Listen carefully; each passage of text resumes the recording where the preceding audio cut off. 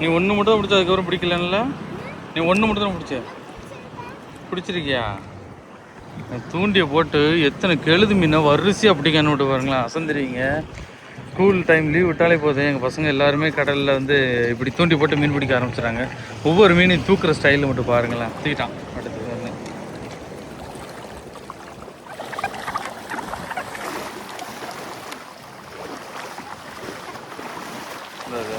சின்ன கெழுது தான் அப்படி பண்ணி.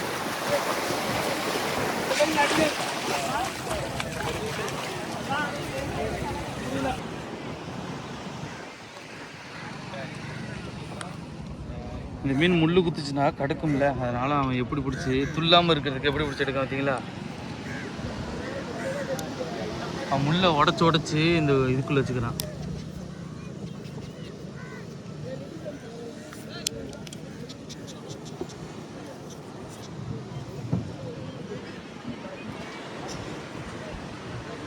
மீன் இருக்குது தெரியல பார்த்தீங்களா? மண்ணோட பூத்து போயிருக்கு மீன். எடுத்துட்டியா? அதுதான் அடுத்தோன்னு சார்.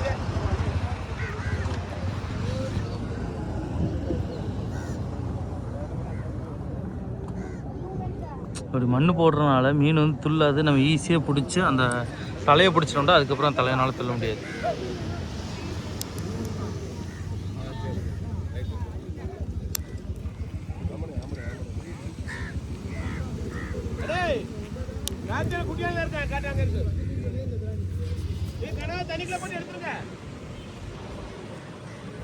இதோட ரெண்டாவது மீன்.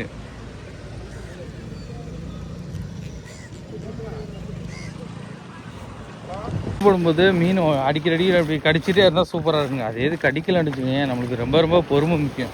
பொறுத்தார் பூமி ஆழ்வார்னு சொல்லுவாங்களா, அதேமாதிரி நம்ம பொறுத்தே தான் நிற்கணும். அது எங்கள் ஏரியா கடற்கரையில் பார்த்து குளிங்க. இந்த டைம் வந்து ஜெல்லிபிஸ் ரொம்ப அதிகமாக கிடக்கு, பட்டுச்சுன்னா ரொம்ப அரிக்கும். என்னடா இவங்களாம் குளிக்காங்க அப்படின்னு நினைப்பீங்க. எங்கள் பசங்க எல்லோரும் குளிக்க தான் செய்வாங்க, இதனால மேனேஜ் பண்ணிடுவாங்க. தெரியாதவங்களுக்கு பட்டுச்சுன்னு வச்சுக்கோங்களேன், ரொம்ப கஷ்டம் இல்லை.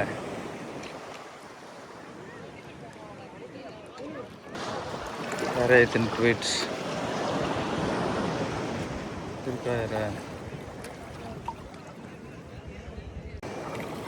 வருஷா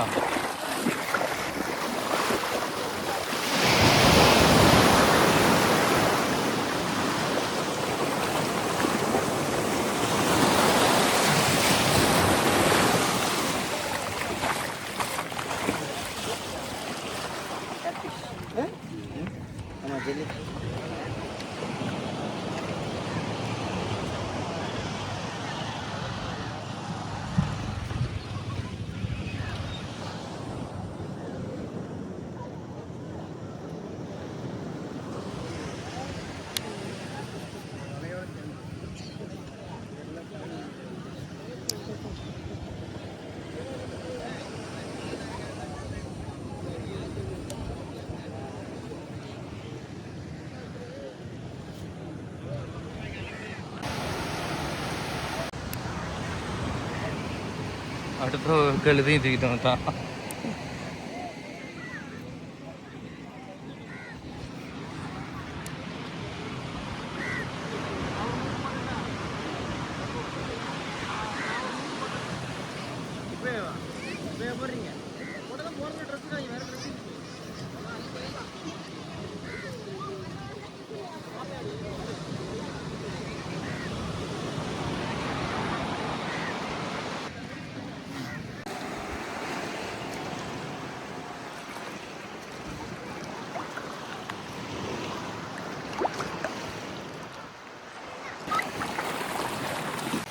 கடிச்சிட்டாளா?